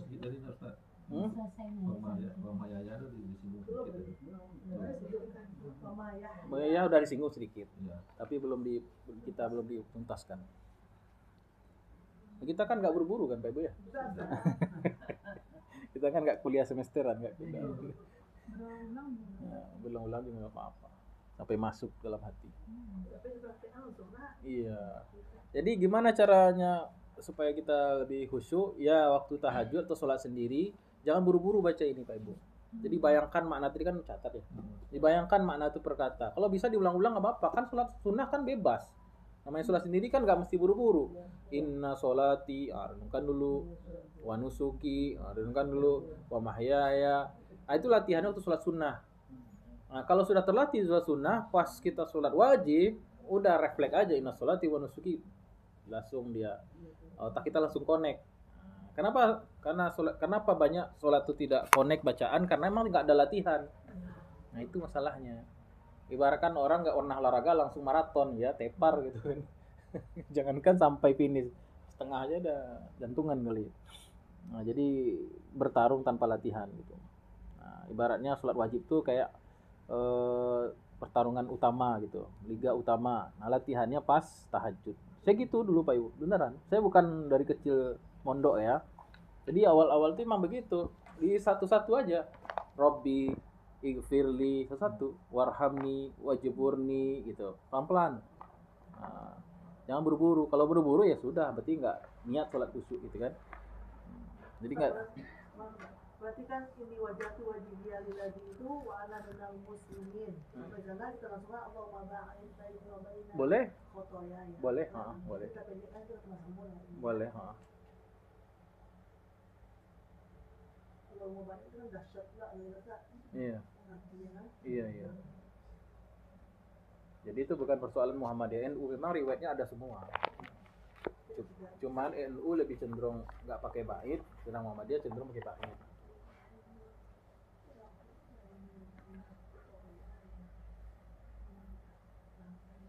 Insyaallah kita bahas nanti sampai mau bait kita bahas. Baik, kalau tidak ada pertanyaan kita cukupkan dengan baca hamdalah. Alhamdulillahirabbil alamin. Oh ya Bapak Ibu, saya mungkin kita sampaikan aja kali deh ya. Masalah umroh ya. Insyaallah kita mau berangkat umroh Bapak Ibu, kita berdua. Jadi Februari. Maret. Februari akhir sampai awal Maret. Awal Ramadan dapat 5 hari. Nah, jadi backpacker kita berdua. Jadi kemarin kan kurang dapat jamaah. Jadi tidak mencapai target lah gitu. Namanya kita di travel kan ada target minimal bisa berangkat rombongan gitu kan. Teman kemarin kan nggak capai, terlalu pendek waktunya. Jadi kita berangkat insya Allah tapi backpacker aja. Jadi kita beli tiket, beli visa, kemudian kita nanti di sana ya atur sendiri lah schedule gitu. Kalau Bisa. dia baru kemarin, Iya iya. dia orang anaknya dua, dokter bedah sudah. Oh gitu bu. Sama istri. Oh iya iya. Backpackeran Nah, jadi. enak banget dia.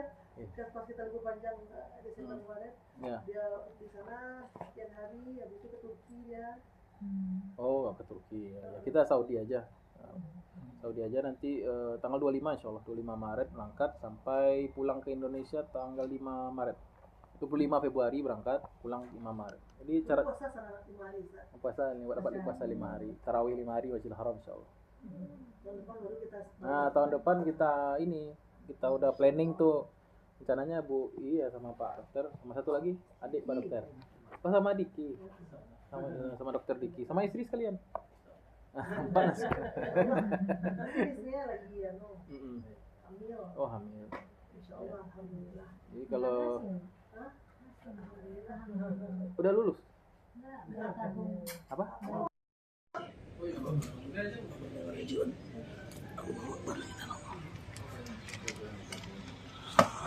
Izin Bu, saya di stop aja Mama.